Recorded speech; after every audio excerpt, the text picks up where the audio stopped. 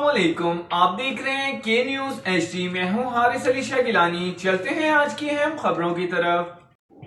سلام پاکستان، رخ کریں گے ساہیوال کا، جہاں سے رپورٹ کر رہے ہیں ہمارے ڈپٹی بیورو چیف علی رضا۔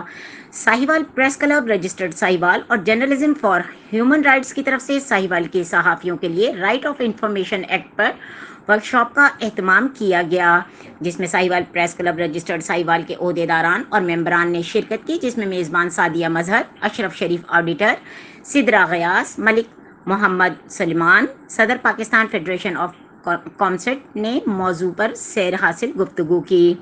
آخر میں تمام شرکاء کو سرٹیفکیٹ دیے گئے۔ اس موقع پر سعدیہ مظہر نے صدر پریس کلب رانا جاوید نثار کا اس کامیاب ٹریننگ سیشن کے انعقاد پر شکریہ ادا کیا اور امید کی کہ صحافیوں کے لیے اس طرح کی ٹریننگ سیشن مستقبل میں بھی جاری رہیں گے۔